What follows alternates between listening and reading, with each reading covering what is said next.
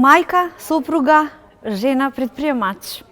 Кога ќе се каже мајка, сопруга, све е познато. Предприемач може би и не.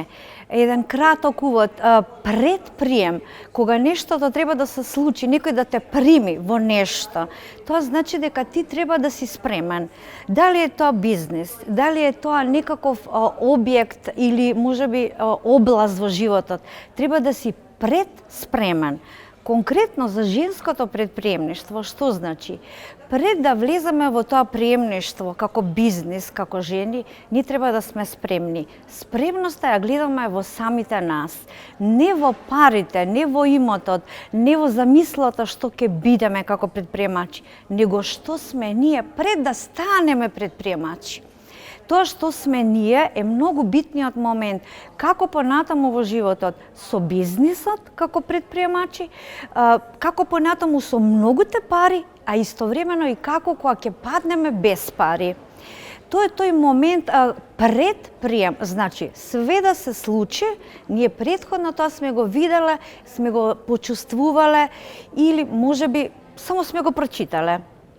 Сето ова со еден збор се вели работа на себе. Таа работа на себе како пред нештото да се случи, може да се прочита, може да се слушне, меѓутоа може да се работи на сам себе. Тоа го работат по-конкретно, како ја, психотерапевти, кои што буквално навлегуваат во душата, во самото битие ние што го носиме како личности и нас како предприемачи ни помагаат тие психотерапевти. Јас сум еден од тие и така можат луѓето да ме запознаат, се вели разговори за себе, тоа значи разговарај за себе, разговарај со себе, за сето тоа што претходно треба да се случи.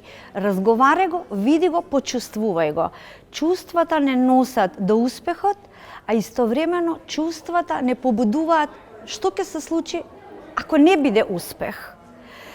Тоа е единствената моја парола и за жени, и за мажи, и за нашето поколение, како битија кои што имаме задача на овој свет да советуваме за нашите поколенија. Со истите буквално вакви идеи и замисли се соочуваме уште со самите 18 години. На 18 години секој вели дека сака да настане, да случи нешто и да оформи. Првично се парите. Затоа почнеш први да работиш можеби кај некој друг, каде што ти е полесно и поприемчиво.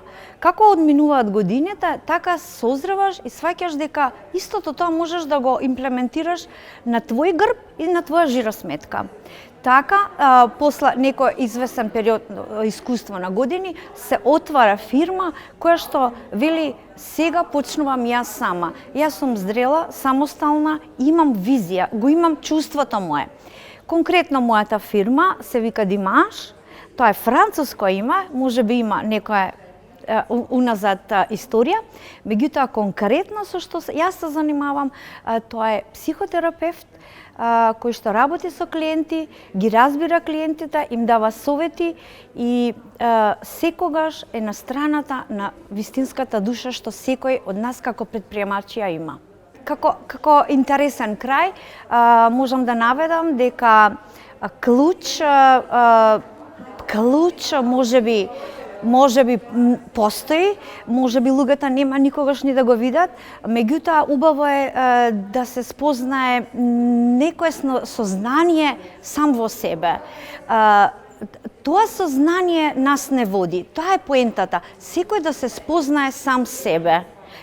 Ајде да го кажеме како клуч животен или клуч во бизнисот. Спознај се себе, зашто си, зашто сакаш, кои се твоите цели и кои се можностите да ги издржиш поразите и ризиците.